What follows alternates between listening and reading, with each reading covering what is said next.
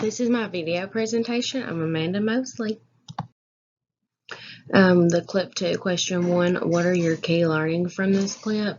In this clip, it demonstrates the strategy standardize the format. This is for the students to get used to looking at the same place for data each and every time to make it kind of like a habit. This teacher in the clip was able to gather data quickly by just observing and not really given an paper and pencil assignment. So it was just easy for her to do it by just a show of hands, by walking around and everything. How did this information impact your thinking?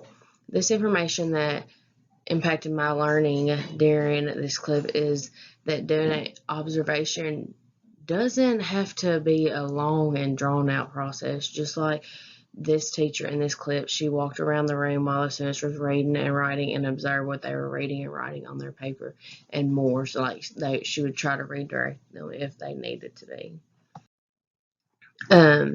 And what information will you take with you and implement as a teacher, and why? The information that I took away from this clip is having students know the procedures and being able to learn, teach, and observe all at once. It will save you much more time than try to do them separately, which sometimes you do have to do them separately, but in this video she did it all together and it worked real well.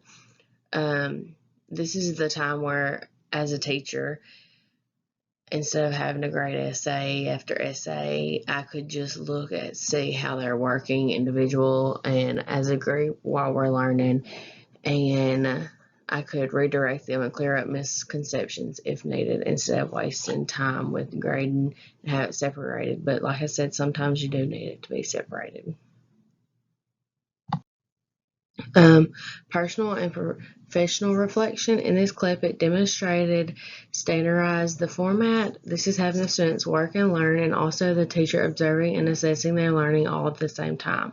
This may seem a little difficult, but with watching this clip, I feel like the students know what that teacher expected, so they didn't have any misbehavior. She did have to tell a student to sit right, but that was it. The teacher put in some procedures that were able to work with her class. She also incorporated this and I also will incorporate this strategy to try to save time instead of having to do certain assessments. I can just show of hands, maybe, yes, watch, because anybody can raise their hand and say they understand, but do you really? So I can do that by looking at their work during teaching the lesson. This is for clip 6. In this clip, Hillary Lewis used affirmative checking. This will let her know where her students are in her lesson. With this assessment, it's just a quick and easy to provide her an understanding if the students need any more support. She also gives positive and encouraged feedback. This is critical for especially the younger kids. After gathering all the assessments, she will also be able to help students understand why their answer is wrong and figure out where they went wrong and what they didn't understand step by step, which that did not show, so I'm not sure if she did that in that clip, but she could have. This information impacted my thinking because these students look like they are in a early, like first grade. They may be second, but they're very young. I've always thought that like exit tickets are more formal because that's kind of something that she did, like a piece of paper at the end of the day handed in when they walk out the door. This teacher in this clip, she used sticky notes and already had the sticky notes in their square when they came to the carpet. She had called them up by rows and told them to try again, and if it was right, she tried to tell them what the next step to do. Like she told one to go get the pencil container. So she did step by step with the students also.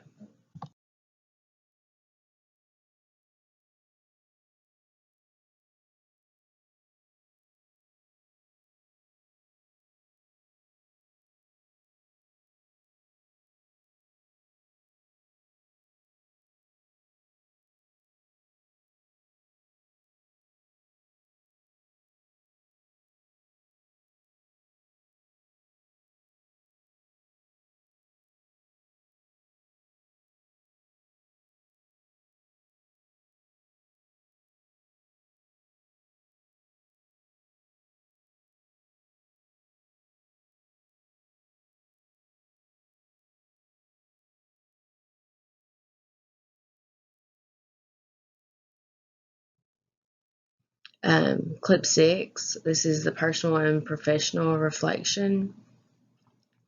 With me, this will be my first year being a kindergarten teacher. I have to learn how to assess my students, not necessarily like the long drawn out process with a paper and pencil, because most of them will not be able to read. And so this is something I'm going to have to learn how to work with and try to implement other strategies. This clip showed me that although her students in the clip were younger, they were still able to do exit tickets. It also showed that in her classroom she had structure and knew exactly what the younger students needed. She had already, like I said earlier, she already had the sticky notes on the rug waiting for them when they sat down, so she didn't have to worry about, okay, well, here's your sticky note, here's your sticky note. Like, she had it already planned out. And I also like how at the beginning she gives them detailed instructions onto what they will be doing and what they will do after that, after their assignment, so they will know what to expect. Clip 9, my key learning. This video showed an example of no opt-out strategy. This is a strategy that I read about in the book, and I actually kind of was like, that was a good strategy. Like, that's good because I'll get into it, and I don't want to jump ahead. This teacher asked the students who dreamed about the American dream, and when the student answered, she said, well, I don't know, like, shrugged her shoulders, and the teacher tried to help her guide her to the correct answer, trying to use knowledge from another class, saying, oh, well, you know that essay that you wrote for Miss So-and-so, but to help her try to transfer the knowledge from one subject to the other, but she still didn't quite grasp it. He continues with the lesson, but he came back to her, so she had no reason to just opt out of answering the question. He held her accountable for that. This is, how did this information impact your thinking? This clip impacted my thinking by connecting what I have read to a visual aid to help me understand the strategy better. Like I said, I've never really heard of this strategy before reading the book and watching the videos. As an example, it is true that if students don't know the answer and they're called on, they're like, I don't know, or they're too scared to say, yeah, I know the answer, or just don't want to talk out loud. They think if they say that the teacher will leave them alone. However, the teacher won't if they're using this strategy, which is good.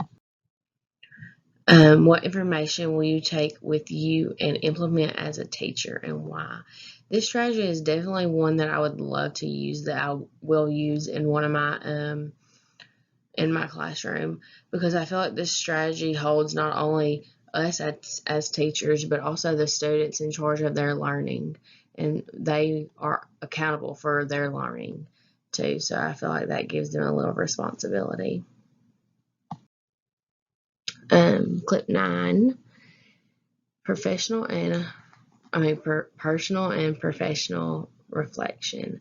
When I think about this clip after watching it, because whenever I watched it, I was like, I watched it again. I sat there and I thought, I was like, that's good. And so that's why I put when I thought about it after watching it. I understand that no opt-out better. I understand the concept better. When the teacher is using this strategy, it is letting the other students realize that, hey, it's not okay to answer questions when you're asked. It's not okay to participate in class or not even try in class.